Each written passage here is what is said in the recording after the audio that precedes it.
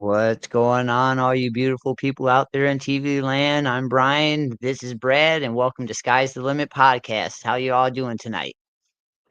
So, how you doing tonight, Brad? There we go. I'm good. My mic muted on me when I went to go unmute it. Oh, yeah, I was going to say you were just fine just like 5 minutes ago in the back, and then all of a sudden, no, nothing, huh? No, You said it was running just fine. Maybe no problems. You did it. well, let's go ahead and say what's up with everybody that's here in the chat. It looks like we only have one person here right now, and that's Mike Duvall. How you doing tonight, Mike? Say he says he's doing good. What's I'm up, sure we'll Mike? have other people pop in, but so for tonight's podcast, we are going to kind of go over next month's start of the $1,000 giveaway and how we kind of exactly want to do that. Me and Brad was talking backstage a little bit. Um, like I was telling him, I kind of want to do something more than just the three winners, because if we have 30 people all put in them 8 entry words, then that only limits it down to 3 people. So I was thinking about doing $200 for 5 people and doing a spin to win. Me and Brad was talking about that. And you also had some comments on that, Brad. What were you thinking? With the giveaway there, I was thinking kind of how you said, um, putting everybody that did an entry, from our live to Monday evening, taking all the entries and then putting them on a wheel after so many of the entries come in. Like we get throughout the whole month, everybody that does the 5 entries gets put on a wheel, and then we can spin it for first place, second place, and so on, and kind of go from there with it. And so, how you feel about the timeline, giving them from Saturday to Monday, and that to get the entry word in instead of giving them the whole week? Because I feel I want to make it fair to everybody, and so people do that's not watching the live has a chance to come in and subscribe to the channel and put in that entry word. But at the same time, I want to be more fair to the people that are constantly here every single night. Like Mike Duvall here, he's here every single Saturday night with us, and that so I don't want to give them the whole week because oh well, it's Friday. Let me go on to YouTube real quick, zoom through it, find the entry word, shoot them over the entry word. Now I'm entered in, and now that's how they get the entry into the spin to win. To me, that seems a little unfair to the people that have and tune in every single week. I agree with it. I mean, it feels like, because for instance, like Mike, that's always here, to see you in here and find the word, submit the word. You're sitting there putting your time in, you're watching us, if Right, we have right. questions, answer. You guys are in here to answer the questions, help us out. It'd be unfair, for an instance, for like my 8-year-old, son to just be like, oh, I randomly found this on YouTube. Hang on. Oh, I'm supposed to message this person.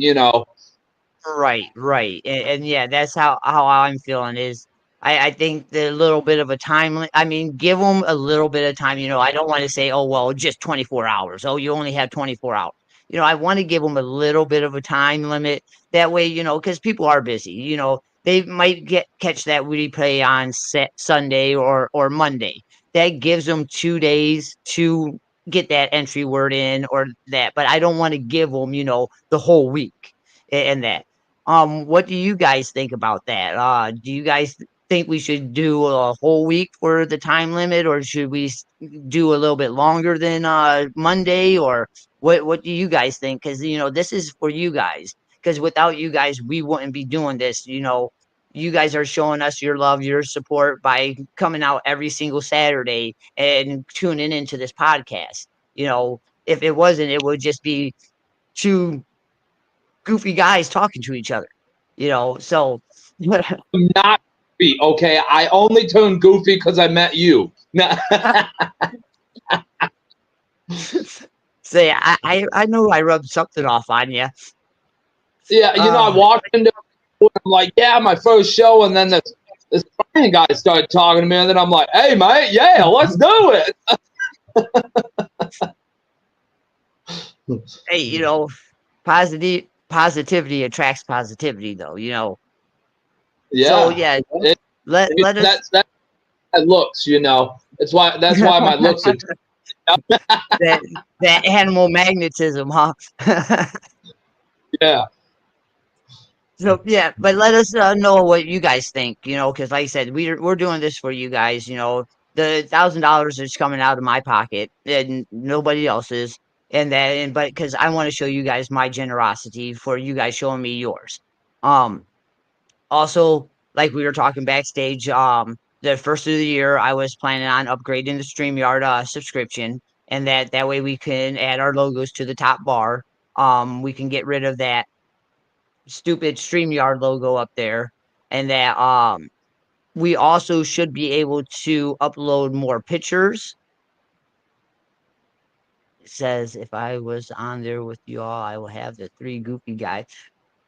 Don't tempt me, because once I upgrade this subscription, Mike, I can have another co-host, and we can rename the whole podcast to the 3 goofy guys. Oh man, are we gonna have Curly Moe, the Three Stooges going on now? Oh man, and with Mike, that would be perfect because he's half blind. I'm just joking with you, Mike, man. Don't take it too hard. But yeah, so we should be able to get rid of the StreamYard logo. We should be able to upload not only videos, because right now we can upload videos, and that's how I do the outro, the US ARC outro, and everything. But we should right now it's restricting me to only loading MP4 files. When I upgrade the subscription, we should be able to upload pictures and then I was thinking about doing a different kind of podcast, because I know we're both really new and a lot of the viewers are really new into the breeding and the genetics portion of, the breeding the ball pythons. So I was thinking, really, Mike?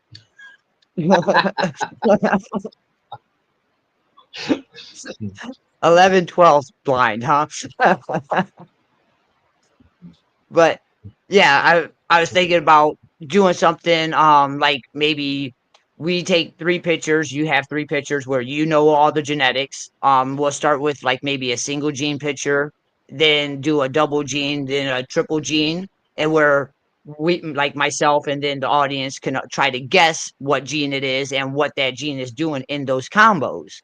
And then I can do the same. That way, I don't know the genetics of the 3 pictures that you submit, and you don't know the genetics of the 3 pictures I submit. That way, it kind of hones our skills in identifying some of these genetics out there, especially with all these new ones that are coming out. And I think that will also help a lot of our viewers, and that getting into the ball pythons and getting into the genetics. What do you think? I definitely think it's kind of a good idea because when it comes to genetics and looking at morphs, it's not an easy thing that I have found out so far because, like, for instance, the research that I've done on some stuff that I want to breed that I have, you would never, in a way, know that morph was in there just by a quick look at it, because the morph only gave it the head. Like, for instance, clown. When you mix clown with certain stuff, you only get like the head stamp of the clown. You don't get the dorsal or nothing. Right.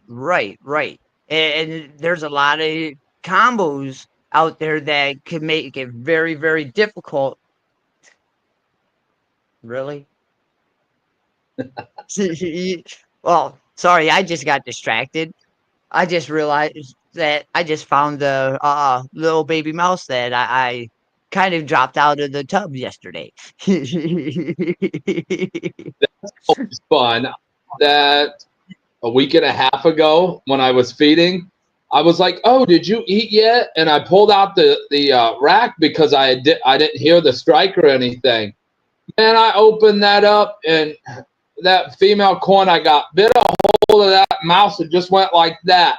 And threw this mouse out. I was chasing this mouse around the house. No, I'm good. Yeah, see, I got little traps, live mouse traps and rat traps sitting around my snake room for this reason. Because yeah, I fed the corn snakes last night, and that went to go check, opened up the tub, and the damn mouse jumped right up out of the tub and was gone. Well, I just heard the little of the trap look over, and yep, there's the little mouse inside the live trap. So after the Well, podcast, I have to put him back in the colony. at What's least it that? wasn't your finger. At least it wasn't your finger, because I know how you are. You see something that says "Do not stick your finger in there." You gotta try it. Hey, I look at it and say, ooh, shiny. What was that, squirrel? right, yeah. So yeah, that's pretty cool though. I'm glad that those are working, because I got them about I would say 3 to 4 months ago, and that because same thing happened, feeding the colony, and everything, open up the tub, and that go to put the rat in, and the rat, decides, hey, I'm going to jump out of the tub before you have a chance to close it. Well, I never found that one. Never found it. So I went out and got these little live traps and that, and was hoping that they would work. Well, yesterday, like I said, feeding the little mouse jumped out of that tub, was gone. Well, those live traps work. So I will say, Tractor Supply, you guys, if you need any live traps to get your mice that jump out of the tub or might get away from you, those are well worth it. I think I paid $6 for the small ones, 15 for the large. So not too bad. Yeah, Make sure you guys, yeah, Tractor Supply's got like I told you the one time about the trying to figure out how to take care of mites when you get them, and I dug in and did some more research, and prevent a mite. Okay. Yep. So aerosol, you got to let it dry out, all that. Yes. There's actually another. There was another article I actually read from because I actually still have it up, and it was from let's see, herpetology herpetoculture. Okay. Yep. And Herpetoculture. this Yep. at the beginning of the year, and it literally says the easiest, fastest, and effective way to get rid of snake mite. And it's where was it? It actually is a powder for chicken, for poultry and garden. It's got 0.25% of the permethrin, if I'm saying that right. I always. Yeah. So instead of having the 0.5 in, it's only got 0.25. You actually can sprinkle this right on your substrate. Take your water out, put it on the substrate, and then it was like 24 to 48 hours later, you could re-enter your water in there, but which I'm not going to do, because with that, it's not harmful to the snakes until it gets wet. Okay. But it will mites right away. So I'm going to go, you could go roughly a week on a snake without a water dish, as long as you take them out, soak them. So I will soak them. We'll make sure they were dry going back in, because I had an issue with the boa having mites. And I've tried everything, and I'm just like, man, this is not working.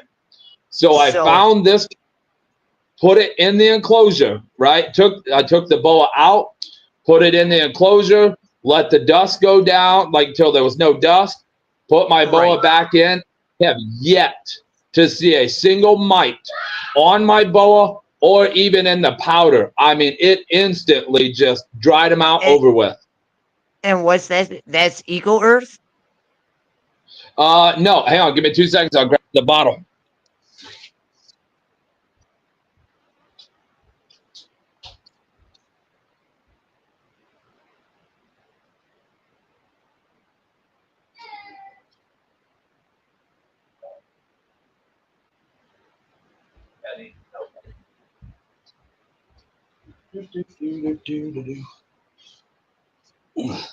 So it's actually Guard, Guard Star Garden and Poultry Dust, and this is literally what it is. Okay. Wow, one It second. literally, Do like this. yep. Okay. Yeah, I see that. See that And stuff at Tractor Supply all the time. yeah, it cost me like $10, and literally the permethrin, if that's how you say it, is 0.25%, and then the rest is just a powder. It turns it into a powder form. So like some additives to make it into a powder form. Literally, you can sprinkle it right on the bedding, and Okay. and then I'll go for like a week, and then I'll take all the bedding out. Sweep the enclosure out, and Right. I'll. But yeah, Because I've had no issue. I put it in everybody's just to keep from my spreading wise. It's done excellent. It hasn't bothered my corn snakes at all. It hasn't bothered the balls, the Cali king snake. It hasn't bothered. It's not bothering any of them. Okay, because I was talking to Adam Wicken and that about different preventions for mites and everything and that because after last week, I was talking to some other people about different techniques on how other people do and how they prevent it. So I was talking to Adam Wicken, and he was telling me that he uses a predatory mite in his enclosures, and that so it's no chemicals at all, so you never have to worry about any kind of chemicals hurting the animal or anything like that. And so I asked, well, because it's a predatory mite and it's a type of mite, wouldn't that affect the animal, your snake or your reptiles? And from what he was saying is, if the predatory mites go after the snake mites, the regular snake mites, and if there is no regular snake mites in the enclosures for the predatory mites to eat, the predatory mites will die after about 2 weeks. And that. So what he does is every month he'll get, and I forget where he said he got him from, but he gets a container of predatory mites, and he'll sprinkle a little bit of those mites in each one of his snake's tubs. And he's never once said he's had to deal with them, and those are probably the best way because, like he was saying, is he didn't have to worry about any kind of chemicals. And with the reason he switched over to the predatory mites is because he just had a newborn baby and he was afraid of the chemicals of the mite treatments and all that with the newborn in the house. So he switched over to predatory mites, and he swears by it, like swears by it. Well, that's just like, well, speaking of like a newborn baby, it'd also be, for an instance, like you would know, Brian, you have crickets in your home for the leopard geckos. Yep. So depending on pest strips, they will kill any kind of insect. Yep. And same thing with this chemical, it'll do the same thing. So I make sure it's not in the room where my other animals are that eat insects, because I've done the pest strip stuff. That works to like keep mites out of the enclosure, but it's not something you can put in there and be like, okay, it's going to kill the mites. I mean, I've tried that forever. See, yeah, Mike says that most of his big breeders that he knows uses the Nix lice cream, which I've also heard about that as well. Yep, I've heard of that. I'm using the other, the predatory mites. And the cool stuff with this powder, like if that's the only thing in your snake room is just snakes, this stuff could even be put on like your carpet and stuff and then vacuumed up to take care of many mites that are in it, everything. Like I have some of this sprinkled around the enclosure that the boa's in, just on the safe side. If they come out of the enclosure, they can't go anywhere. Okay. Now Mike, with that Nick's lice cream, can you put that directly onto the animals? Like after you come back from a show, can you treat them like doing a mite dip with them? Because that's one of my biggest things with my, because I've never dealt with mites either.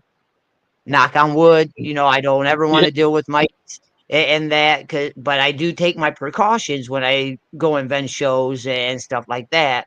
And when I come home, I usually do a mite precaution, and then I'll do wipe everything down, give them a mite dip with and that.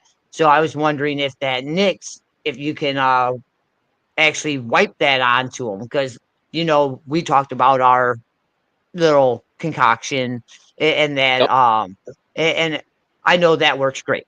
I can wipe that down on the snakes, and it doesn't harm them. It's perfectly fine, and it kills them, the mites, no problem. And that, like I said, I ain't never dealt with it, but I've always heard good reviews about it. So I'm wondering if we can use that Nix kind of the same way. Yeah, that would be nice, because I know I've seen it a couple of the shows, and you've probably seen it too, where they take the little deli cups and they have the pest strips in there, Yep. because that does then is that basically in your showcase, if you put one in each with the snake, that makes it where um, the mites will not go into that, and that they won't go into it, because it's basically protected, but it's not something you can really use to kill mites. Okay. Because, okay. Mike says that Kevin McCurley has a full YouTube video on it on Nerd on the Knicks. So I'm going to have to check that out. Yeah, I'll Because, have to send me that. yeah, I will I'll send you the link once I find that video. And that, because, Yeah, I'm going to want to check that out. Because any kind of prevention that I can take, and that's the thing about me, even though I use one prevention, that's not the only prevention I use. I like to have multiple avenues to go down, and I think it was either Mike or Eric was telling me how they do their setup when they go and vend a show. And I actually started doing it the same way. And what they do, I believe I want to say it was Eric, is he takes his mite spray and he'll spray the carpet and all the way around his table. If it's hardwood floor, he'll spray it all the way around his floor with the on the hardwood with this mite spray. Then he'll spray the legs of the table, and then he'll spray his tablecloth, and then he'll set those little mite strips on the corners of the table where the legs are, and that to yeah, help prevent the mites from dropping off or clawing up the table legs. And then he says he also takes some of those little mite things and puts a little piece in a little deli cup inside the display next to each of the snakes to keep the mites from going into the displays itself. And that, so I've been actually implying that as well, and that just because you never know what people bring to those shows, you know yep. and that's one of my biggest fears, is taking my animals out to an expo, bringing them home, and now, dang, I got snake mites, or dang, now I got this animal just got Nido, and half my collection is now passing away because 4 weeks later, you know because I do believe Nido has a 4-week gestation period before it actually shows. Oh, sorry.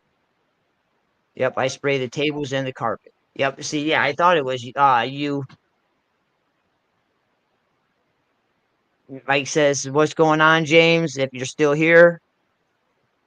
But yeah, so I've been implying that in when I vend, because any protection I can do, the better. And I actually got and you can get them for $25. I have to shoot you the information of where I got them and that, but test strips, and it's a multi-panel test. You swab the inside of the snake's mouth, put it into this tube, send the tube out, and that with this little thing that they have you fill out. Tell ask it. Well, it tells you like, well, what panels do you want? I would say do the multi-panel. I think it was only $40 for the multi-panel, and it tests for NITO. It tests for RIs. It tests for all kinds of different stuff. And that the kit come with, I think it was 25 test swabs, and it was only $1 a swab. So it's well worth it. And what I've been doing is when I bring my animals home, I take, let's say I take 20 animals. So I'll take 5 of those animals random, test them, send them out. Because, my best bit of advice is to always be precautious. Don't ever take anything for granted, or don't ever say, hey, I know this breeder, he's a great breeder, and that, he don't have nothing. Just because he is a great breeder and they don't have nothing doesn't mean that something didn't drop on their table. Mm-hmm. Mm-hmm. Yeah, that my biggest thing is I didn't listen. I took that for granted, where it was like, oh, I know this person, great breeder, everything like that, and I didn't do a quarantine. Yep, and that's all it takes, And like I said, the breeder can be the best breeder in the world, and that they don't know if when they bring their animal home. Because here, for example, all right, let's say I take my animals to a show. I bring them home. I take every precaution I possibly can, but I don't test for NITO. All right. Now, a week later, somebody buys an animal off of me from Morph Market. I ship that animal out. I don't test for NITO. All right. 4 weeks later, I get a message. Hey, your animal had NITO. I got it tested. Now I got half my collection now has possible NITO. Always take that precaution. Oh, and that's why I said I got those test strips, and that way when I bring my animals home, I test them. I send that test out. It only takes about 24 to 48 hours to get the test result back after they receive it, and that which if you take normal mail, I think it's 7 days for the normal mail. If you do overnight, then of course it's overnight, but only 24 or 48 hours to get the test result back. For peace of mind, I think it's well worth it. And that's just me. I'd rather be safe than find a half dead collection one day. Yep. And that's where not to take it for granted like I had done. Because, for instance, you're a breeder, Brian, but if I say, hey, man, I'm selling out, I'm done, and you give me a good deal, and you take all, for instance, 16 snakes I have right now, you already have, let's just say, 50 snakes, 60 snakes. When you add that 16 to it, you're just like, okay, you don't really have, I don't want to say the time, but you're just like, okay, yep, it's coming from a breeder, we're good. But by chance, one could slip through. And yeah, like Mike said, pay a little, a little now doing it and save a lot later doing it. Yeah. That's where exactly. I paid the price. And, it's a thing where, you kind of, some people look at it and they're like, oh my God, they're mites. You got a dog, you got a cat. It's, it's something that we can do every precaution, just like you can with your dog, your cat, even a ferret, you could sit there and do every precaution, but there's a chance still you could be running low on something. And for instance, Brian, you could be, oh, I don't have this size rat. And, you need an extra large rat. So you go to Petco, PetSmart, any kind of big corporate pet store, you buy one. There's always a chance that you can bring one on you. And there's your collection. Yep, and that's all it takes is that one or two little mites that drop off onto you into that snake room, and now a week later, fuck, my whole collection's infested. And it's all about that precaution. And like Mike said, yeah, pay a little now to save a lot later, because that precaution can definitely hurt you if you take things for granted and you don't do your due diligence. Oh, speaking of which, remember I told you last week I had those two snakes that decided to lay on their poop for about a week, or not about a Yeah. week, for about a day, last week, right? So, story. I don't think we talked about it live, but last week I'm doing my tub cleanings. Noticed that one of my snakes. Well, cleaned the tub, right? Close it up. Come in back the next day. She's laying on a pile of poop. There's poop smeared all over the sides, poop smeared all over her hide, fresh, clean tub. Like, oh, wow. So we do our before the podcast last week. I go and change her out and that start looking at her. It was like, man, you got scale rot from laying in this dang poop for all day long, because you've been laying in it for at least 24 hours now. And that did my due diligence of sanitizing the tub, doing all that, changing out keeping everything clean and that. And hold on, let me show you. Let me pull her out.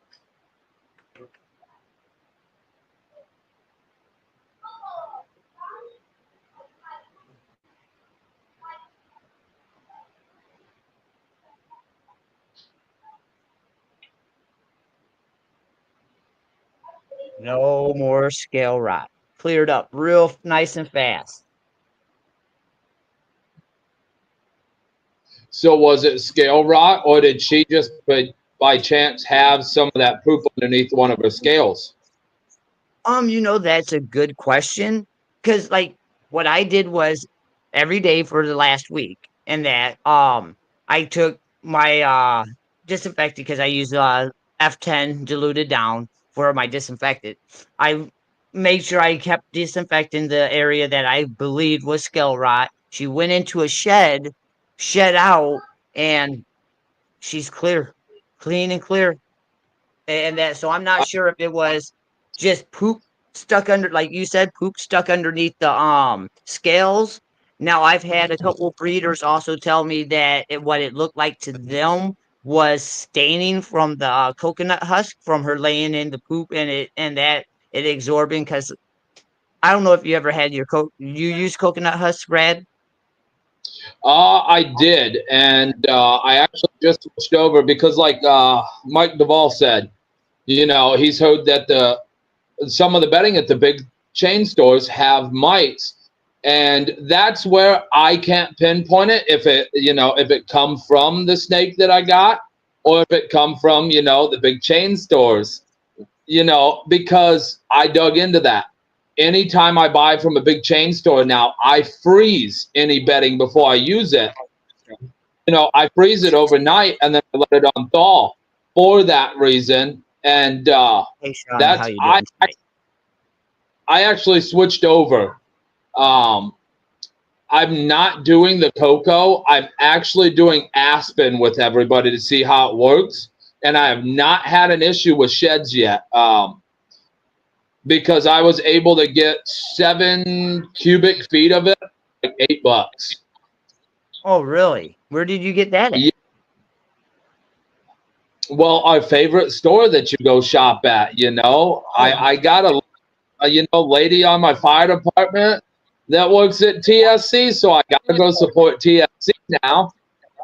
Oh yeah, I'll say this. I love Tractor Supply, and that I just had my Tractor Supply starting to order the Kilnbotch rodent food now for me, and that they wasn't carrying it at first, but now that because I've been going in there week after week after week after week for month and month and month, and they're asking, well, hey, do you guys got this? Do you guys got this? Hey, if you start carrying it, I'll buy it in bulk. Hey, do you got this? Well, finally, they messaged me and told me, hey, we got a shipment of Killbotch in. So I'm kind of happy about that. And that's the one nice thing about Tractor Supply as well is if you continuously request a product and they do deal with that product, they will try to get it in for you. And that they will have no problem doing a little bit of a special order. So hats off to Tractor Supply on that. And like Mike said, he doesn't think it could have been scale rot, in 24 hours. It could have been the poop and die. And that's what I'm wondering. if it was the poop, because you said after she shed out, it was gone. And that's the thing. You can't really get underneath their scales. Right, right. That is true. Because here, hold on. Let me. I'll show you the other one that still has it on. Oh, you look like you're going to tag. Mike, I'll get with you after this live. I got you on Facebook. I'll send you a message, and we'll talk about it, about that Leo clown. Okay. But I don't know if you guys can see it. The brown staining on his side. That's what the other one had. And I'm doing the same treatment. This one just isn't went into shed yet. But now if it's the same as the other one, and these are the only two that's like that. But yet again, those are the only two that was laying in their poop for 24 hours too. So how you would do a snake that's got like stuck eye caps with a Q-tip, like a damp Q-tip, I would try, see if you can, like, without causing any kind of damage or, any harm at all, see if you can kind of take that Q-tip and roll it a little bit and kind of get a bit of it. I use coconut husk bedding for the snakes. Well, for my ball pythons, I use Gopher Cocoa. For my corn snakes, I use an aspen bedding. Then, of course, I have the sand boas, which I use a sand mixture, sand dirt mixture. And then for my rodents, I use the horse pellets along with it's called Easy Peas. It's a horse stall destabilize or odorizer, and it helps with the ammonia and everything like that. And then I also use the pine flake bedding for softness and give them something to bed down in. Um, so that's the type of beddings I'm using. But for the ball python, yeah, it's the Gopher Cocoa. And I do notice, like, when they knock the cocoa into their water dish, it will turn the water like a brown. And that after so long, it'll sit in there for, let's say, 4 or 5 hours, and you'll notice the water will start getting tannin, it'll start turning brown. And that. So I'm wondering if it is dye from the coconut, or if it was, like you were saying, poop stuck underneath the shed, because it is kind of weird that 24 hours it caused the scale rot, which I don't believe it's scale rot, but like I said, I still treat it like it was, just precaution anyways. And then she went into the shed, she shed out completely clear. Now the other one's looking the same, and I'm hoping, and I'll give everybody an update when he does shed out, if it clears up too. And that, which if it does, that does kind of point more towards the poop under the scale or the dying. Because usually with scale rot, it doesn't clear up within one shed. Usually it takes a couple of sheds and that for it to clear. So but these are things I usually never dealt with before. I've never dealt with scale rot. I've never dealt with mites, and that I have, because I always do my due diligence. When I bring an animal in, the first thing they do is they go into quarantine for almost a year, and that, like my corn snake up there, she's still in quarantine, and that, well, she's a whole nother story in herself, man. You do almost a whole year?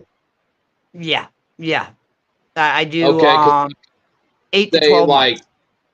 Okay, see, I know most people that they say to do like the 30 to 60-day quarantine, but I think that's mostly when people are doing more of like a mite quarantine, Right. a parasite quarantine. But your quarantine, doing it for like 8 months, that's literally sitting there. That's making sure, because if they have like NIDO or a respiratory infection, anything like that. So Mike says he had a pie with the cocoa stain in it. He thought he had to do more. Well, Mike, at least you didn't get like, I got a new snake. Let me get this shed tested. I got the world's first. Yes, you have the world's first pie stained. Hey, That would be actually a pretty cool morph if you think about it. A pied where the white has a little bit of a brown staining to it. That would actually be kind of sweet looking. Yeah, it would be named Shit Stain.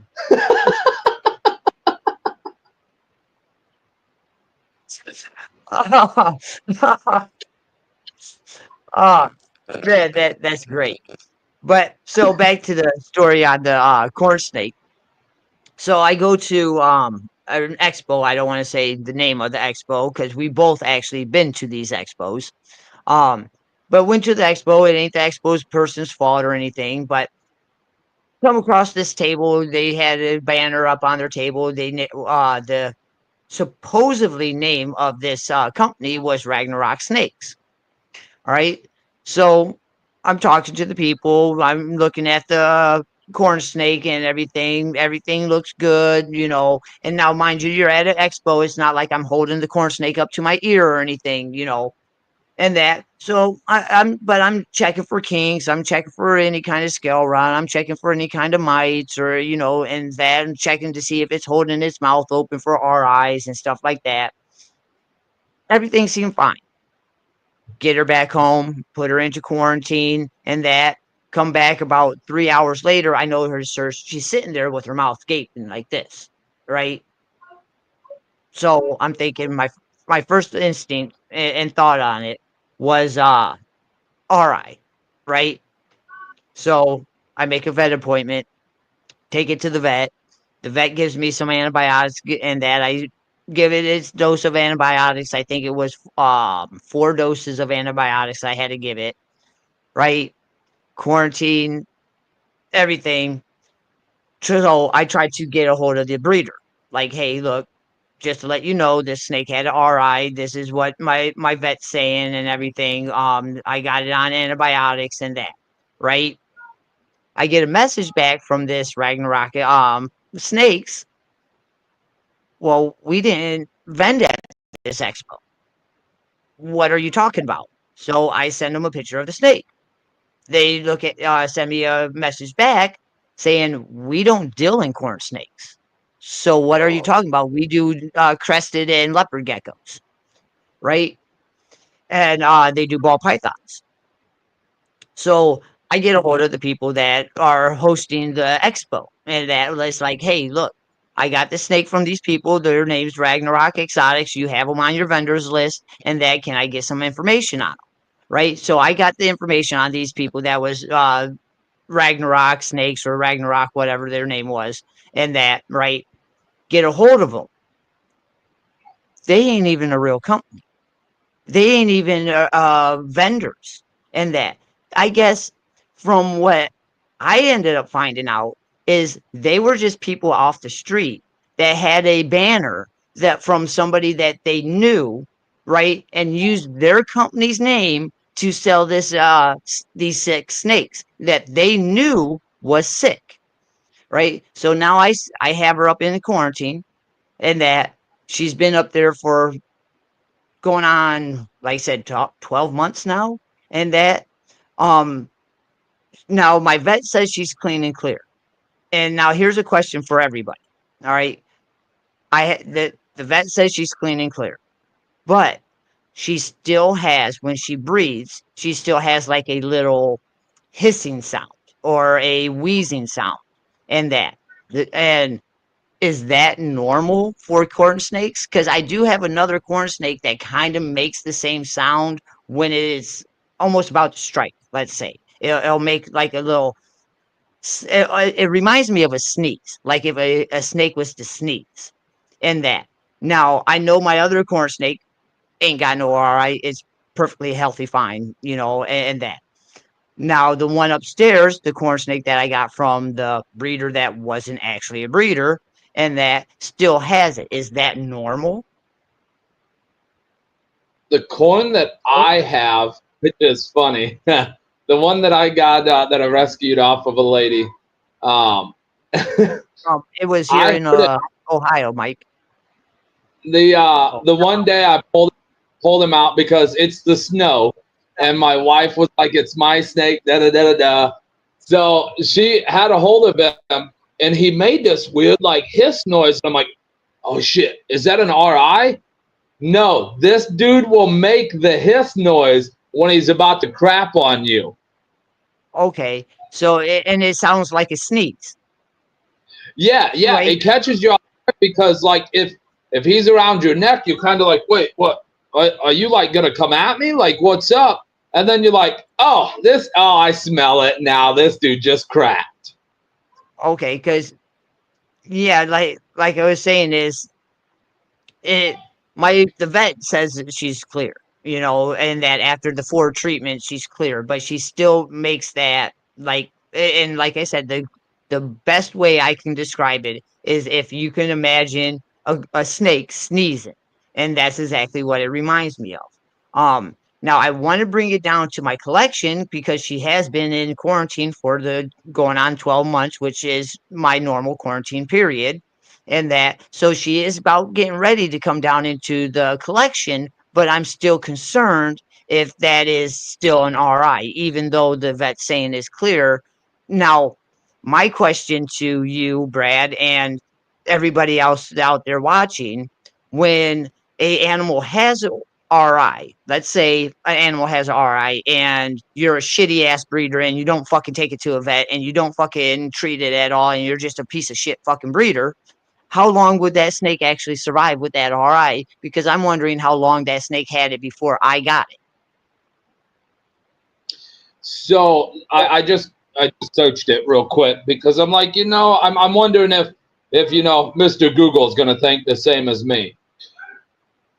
There is a possibility that it will always sound like that. Because the first thing that pops right up is, yes, a snake can experience complications or lingering issues even after recovering from a respiratory infection, including partial damage to the respiratory system, weakened immune functions, and increased susceptibility to future infections if the RI was severe and not treated properly. So, like you said, how long did it have the RI? Did it have it for 6 months before you got it? Did it get it right as it was happening? So yeah, like Mike said, it could have really affected it. So like some people would say, they don't deal with spider because they don't like the wobble, stuff like that. Right. At this point, if you were ever to get rid of that coin out of your collection, it would be, in a way, pet only, but he or she could breed more than likely. But I would probably never do any kind of breeding, anything like that with it, for the fact that it's already had some pretty bad health, damage done. Right. And I know if the guy was that big of a fucking piece of shit that he lied about his company name and he pretty much lied about everything to sell this snake, and off this animal off of his table, and that, like I said, how long did this animal go with this RI before I purchased it? Because, when I got it and I took it to the vet, it seemed pretty severe. It was, like I said, having his mouth gaping wide open. And as soon as I seen that was it got to go to the vet. I know that's a big sign of RI. That's getting bad, but, like I said, I had the vet or the antibiotic injections on it, kept it in quarantine, all that good stuff. Now I know that an RI in a corn snake, you cannot transfer that to the ball pythons. Those don't, because I know, like with the Nido virus, if your ball python has Nido, it will not transfer it to the corn snake, and vice versa with the RIs. So that's not my biggest concern about bringing the corn snake down into my collection, and that because my collection is mainly ball pythons. But my concern about bringing it down into the collection is that stress that it's going to experience from going from that quarantine down to its now new tub. Is that going to inflare that underlying problem? Because the piece of fucking shit never fucking took it to the vet in the first place, or never fucking had it treated. And I don't have no idea how long it was before I fucking got it. You know what I'm saying? Sorry about all the cussing, but it does kind of irritate me that some breeders are that way. Yep. Yeah, because you sit there and, it doesn't matter what you paid for it. But, let's say it was, even a normal corn steak. Normal corns are like $100 for one. That's $100 that you gave to this guy that we worked for that. It's not like, for instance, we sit home, and we just got money raking in that, it's money, whatever, throw it out. So I don't care if I gave somebody, $5. I mean, you give me a sick animal and I don't know that it was sick. Oh, you better bet you, be highly upset. And I don't care that it's $5. I'm coming through your front door and we're going to have a conversation. Right. And yeah, and that's why I said I got a hold of the people that host the expo and got the information to try to get a hold of the person that was supposed to be the Ragnaroks, but turned out not to be. In the house. And my thing is no, like my thing is, right, if they would have even just told me, like, hey, look, this has issues and everything, we could have still worked out a deal. That wouldn't have been the issue. And that my issue was that they lied about everything. They lied about who they were. They lied about the animal. They lied about, what they wanted the animal for, and what pretty much everything, which rubbed me the wrong way. But now, like I was saying, is to you and everybody watching, do you think the stress from taking her from the quarantine room to her new tub in the collection would bring up that RI again? Because it does, like Mike was saying, it could have, and like you were saying, it could have that, underlying effects.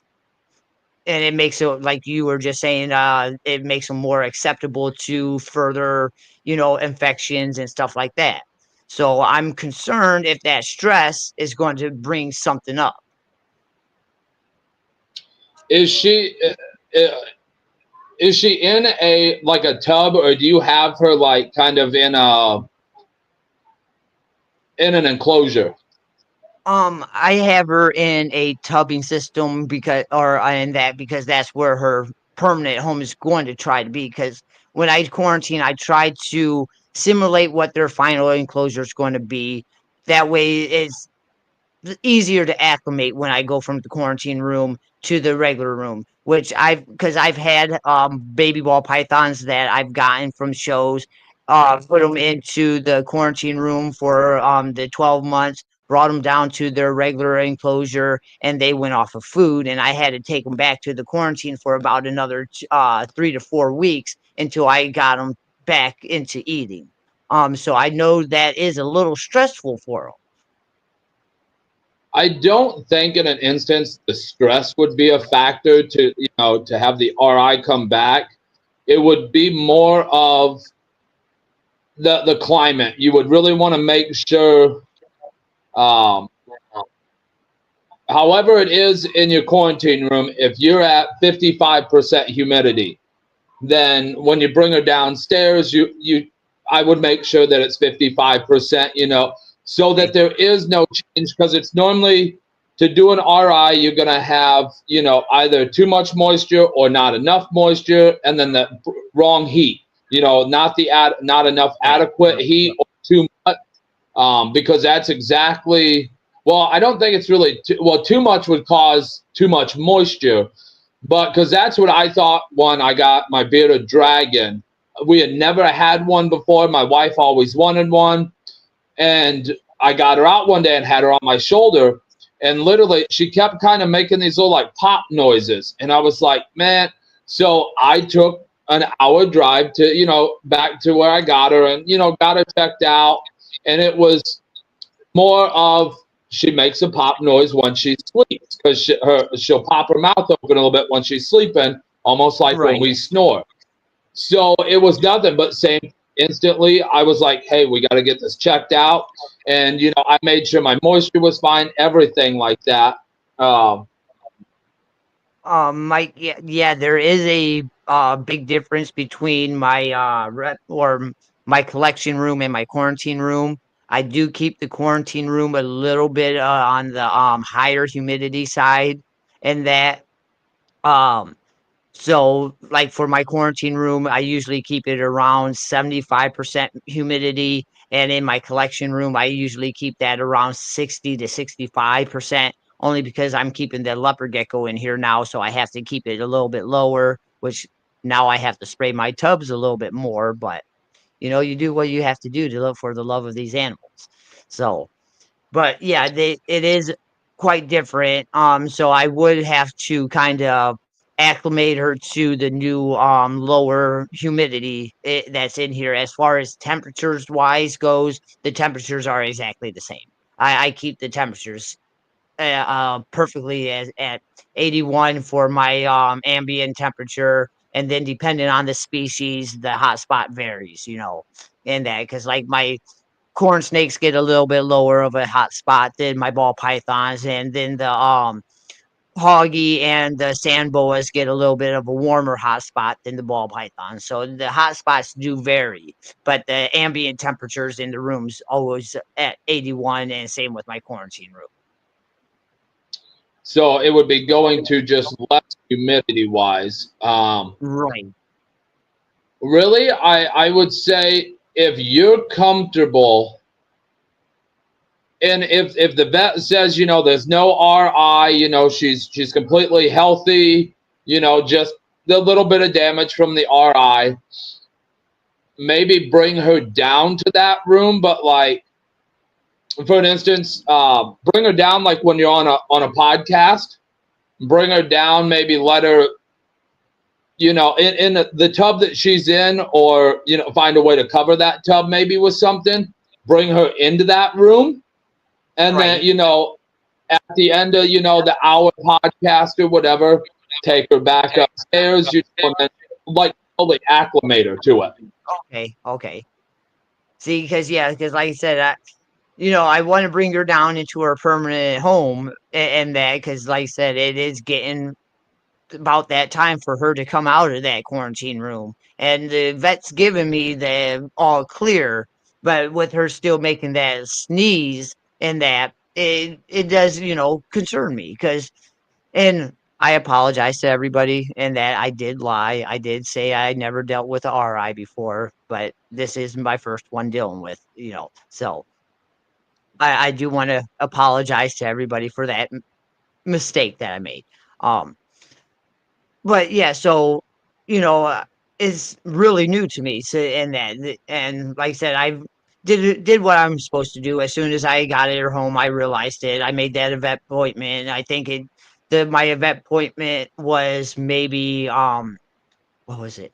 I got her on a Tuesday, and the vet appointment was 2 weeks later, and that was the earliest that they can get me in.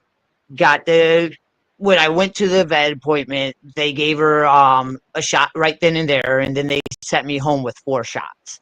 And that to give her, it was once a week that she had to have, um, which I guess was a I can't remember the name of the antibiotic that it was, but it was more of a stronger antibiotic, the vet said, and that because it was such a bad RI from what she was saying. And that's what makes me wonder, like, how long did this snake have this RI before I got it? Before anybody actually took any, any kind of what would you say, any precautions, or any kind of actions towards helping this animal, you know, and it just aggravates me.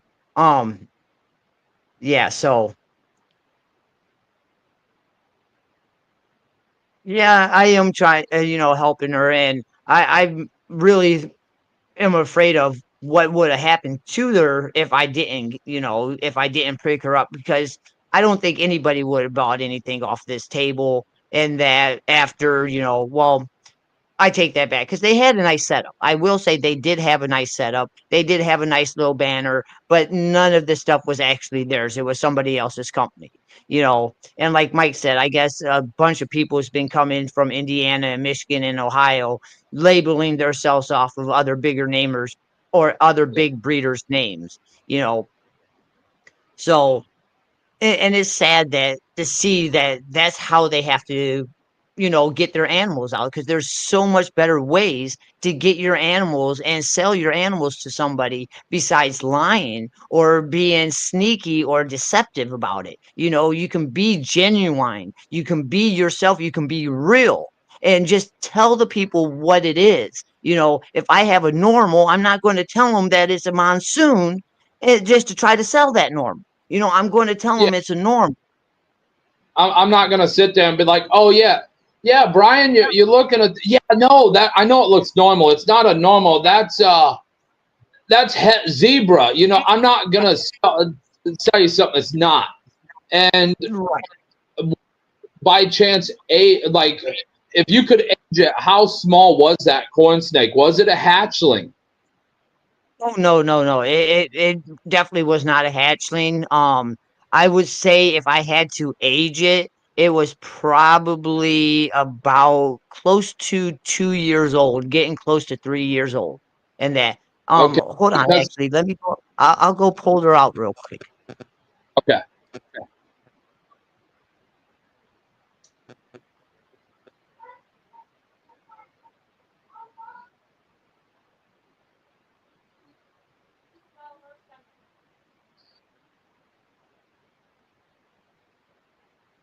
Man, Mike, he left me unattended. What shall I do now? Cause a bunch of ruckus, right?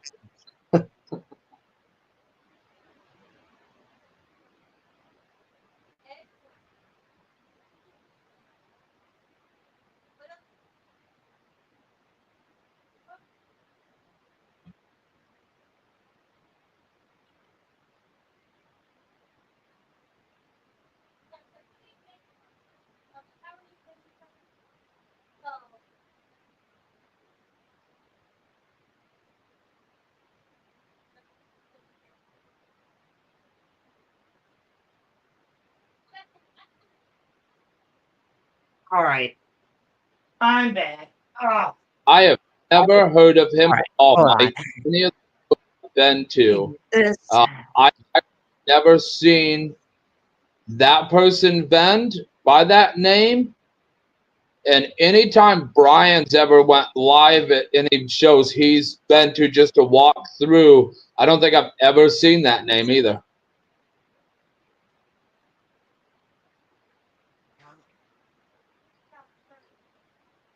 But that's where, like, when I come up with the name of my, eventually will be business. I haven't got my vendor's license yet or anything because I want to wait until I have some stuff to sell. I searched the internet and made sure that nobody out there, had my name. That's like, me trying to start out and just be like, well, Brian Sky High Morse, I'm going to be Sky High Morse. No, different. Oh, that's his nickname. I have never. Brian, have you ever heard of Dr. Death? His nickname. He travels to Michigan and Ohio for shows. I don't know his real name, but I have heard of him, and I've heard actually very bad things about him. They call him Dr. Death because almost every animal that he gets into his possession becomes very sickly, and he really neglects them. Wow. Yeah, I've never heard that one. That's definitely different. And that's just like how the show that you said, you had a problem with that coin there.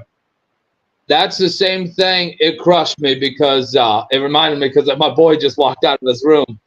We went and got him a crested gecko off of a table. And I come home one day and I said, okay, buddy, we're going to take care of water and feed your crested gecko. And instead of it being, it was like, and it would barely move. And I actually pulled it out and it took its last breath in my hand and it killed my son. That it, Oh. I $50 on beautiful. I still have a picture of it. and I fed it, watered it, did everything like I do with the 3 that are above me, and it died. So then that's when I ended up getting the boa for him, and now he's happy Right. about it. Nice, You want, nice. And yeah, like I you want don't to say hi? get why people have to do stuff. Hey, how you doing, little bud? You want to tell him hi? Hi. Hey. Awesome, man. That's awesome. Don't tell your mom I just showed you to the world, though. Okay? No. And yet, like this is the corn snake that I was talking about last week. That also reminds me of a retic, highly food motivated, you know, in that. But once you get her out, she is such a sweetheart. Like right now, I don't know if you guys can see, but Wow. she's just sitting here chilling on my lap, just for a corn snake, just sitting there chilling. You know, She seemed it, very adventurous when she come out. So not like, oh, I'm a snake with an RI. She didn't seem like that at all. She was moving around everything. yeah, like she's very active, and that when you get her out, and that she will chill on you like a ball python, you know, and that she's very food motivated. So when you go to get her out, you do have to be kind of, you know, and that until you can actually touch her. But once you get her started getting her up out of the enclosure or out of her tub, she's a complete sweetheart, you know. And like I said, I want to bring her down here to the collection because you know this is where 90% of my animals are, and it's just I'm so concerned, you know, that I don't want to stress her out and it cause more harm than anything, you know, because I want the best for her, and that I want, even if she just becomes a pet and not a breeder, because you know I picked her up as a breeder, and that. So if she just becomes a pet, you know, hey, that's great, because I said Is she, that a snow? yep, yep, she is a snow, and she has. And at first, I thought this was a bruise. Let me see if I can't get it on camera. Well, hey, you got to make sure that it's real good because Mike said, nope, can't see. So give him the 1/12 so he can see. But yeah, if you see, there's like this little dark coloration. It's almost purple. Reminds me of a, like if it was a bruise. But I've had her, like I said, for 12 months, and it's never went away. It's never gotten bigger. It's never gotten darker. So it's just like a little blemish, almost like a freckle on a banana.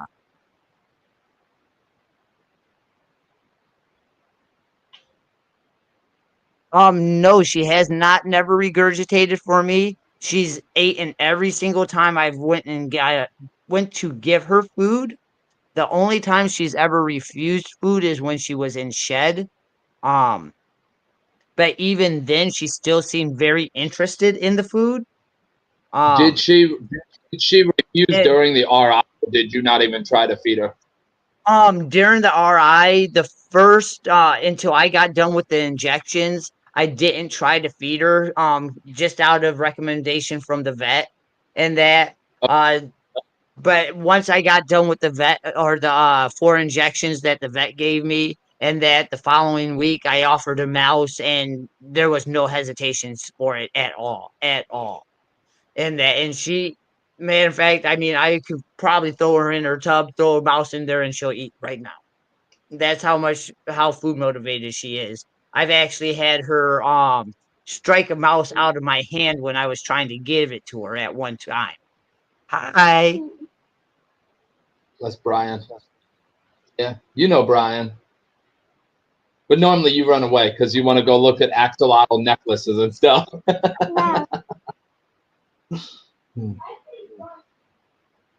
Oh, But well, so yeah. Aiden, the room there, Brian. He goes, I think Brian's cool.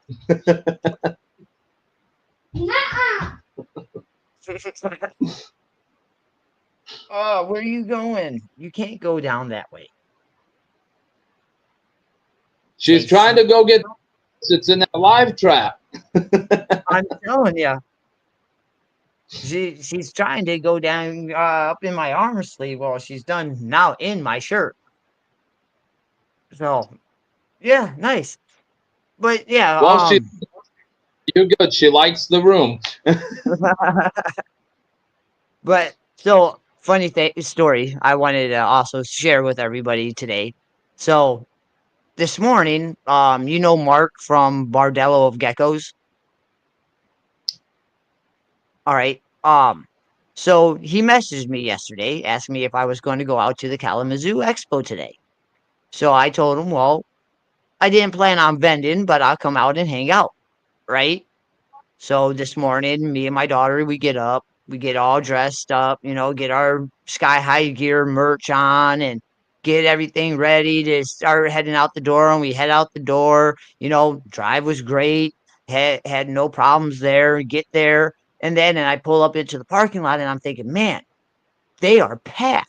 They're really jamming. I mean, there's a steady flow of people coming and going. I'm seeing people carrying bags in and out or coming out, and that steady stream of cars coming in and out of the parking lot. So I'm getting myself all really excited. Like, oh man, dude, this is going to be awesome. We're going to get a nice 15 minutes of lame reel in. We're going to get some video for YouTube, some footage for YouTube.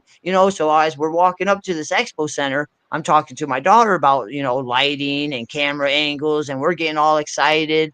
And that walk into the expo center, look around, where's all the fucking snakes? There ain't no snakes. It's a Christmas expo. It's a freaking Christmas expo, right? So yeah, me and my daughter end up walking around there.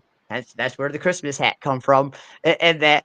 But yeah, go all the way out there, and it's a 3.5 hour drive one way, just to mind you, right? So get all the way out there, walk up, no reptile expo. Boy, you should have seen the confusion on my face when I pull out my camera to try to do my 15 minutes of lame reel, and there's no reptiles, no nothing. And which is kind of weird about the little Christmas expo that was out there. Not a single person had a business card on their table or a brand for their company. Not a single person. And Well, grandma doesn't need business cards, and grandma traded the snakes in for yarn snakes. say maybe it is a paradox on her. It's just a one little, and I can't say it's black because it's not a black blemish, and that like freckle on a banana would be, but it is a darker part of her, and it, like I said, the way I can describe it is it looks like a little bruise. But and that's what I thought it was when I first got her.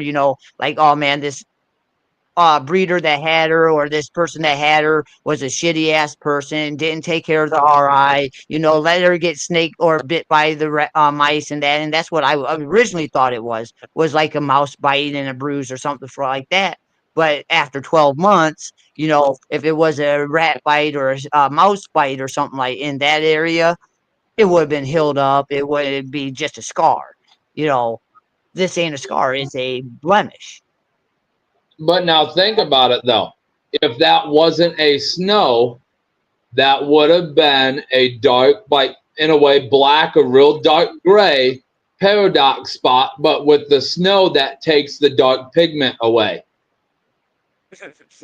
Yeah. And yeah, Mike said paradox maybe. And yeah, Kalamazoo is the 21st. I did check my travel calendar and was sure enough, yes, the Kalamazoo was the 21st, Mike. And just imagine my surprise and I'm walking into that expo thinking, oh well, I'm gonna have all these reptiles and there's Christmas tree here, there's Santa Claus over there. Hey, there's the Grinch right there. Hey, well, if I go back into the comments here, and if I look, oh, let me see now.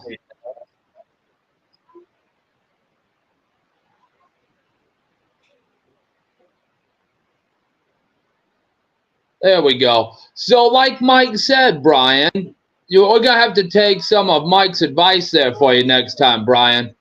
Pay a Which little one's that? attention doing it and save a lot doing it later now. Yeah. Yeah. If you did that little calendar of yours, it would have Yeah. saved you a lot of that drive back. But it wouldn't have had the funny story. Like, yeah, my surprise of walking in and like you said, like, oh wow, there's Christmas trees over here. You got Santa Claus over there. There's the Grinch right there. But I'll tell you what, me and my daughter made the best of it, and that so we ended up hanging out, talking to some of the vendors, and that. And I was hoping to get some business cards because there's some people that have some really cool stuff on their tables and that. But nobody had no business cards. Nobody had no, banners or logos or any kind of brand for their company. And it reminded me of more of a trade show than, an expo. Babies, you coming out of my shirt now? Better watch your hat then, since you didn't get a business card for that hat now, the threads might come out. Right. But yeah, we had a good time regardless, and that we ended up spending a couple hours there, and that on the way back home she ended up passing out in the car. I thought that was kind of funny, like wow. Usually that happens when we're at a reptile expo, not a normal other expo. But yeah, she passed out in the car. She had a nice little time. It was good. She got grinched out. It was time for the nap. Yeah, yeah. Exactly. And that. But, um, what's going on, Ken? How you doing tonight, bud? But yeah, we've been on here for about an hour and 17 minutes now, and hey Shauna, do you know if Wiz has his podcast tonight at 9:30? If you are still in here.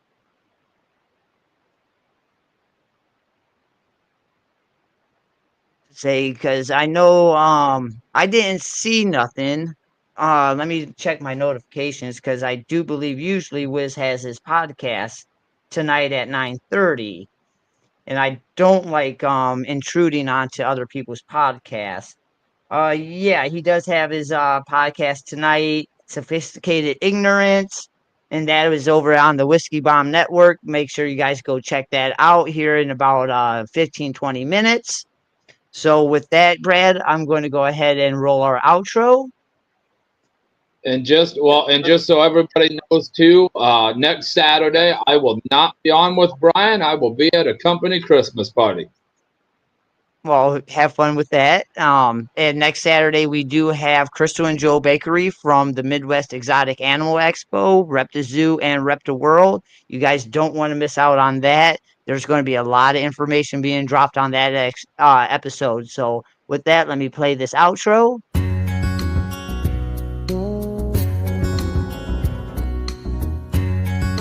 Hi, I'm Adam Wickens with Wickens Wicked Reptiles. The leader of the reptile community and reptile industry, they resubmerged the ship, and here we are still going. This war has been going on. I can barely even handle my emotions that we've finally got this stupid law that was made for ridiculous reasons off the books. There were some mistakes made on April 6th, and I hope we can learn from those to reverse the interstate ban on any transportation of speciesless and curious on the species.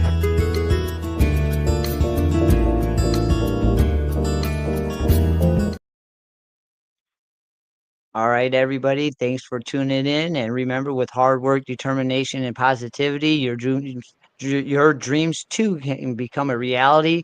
And don't forget to head over to the Fat Man Nation and have your vote for any one of your favorite breeders that are in the 15 Minutes of Lame competition. We really can use those votes. You don't have to vote for me. Vote for your favorite breeder that's in the competition, but make sure you head over to thefatmannation.com and put in your vote for that 15 Minutes of Lame. All right, until next time, guys, you have a great night.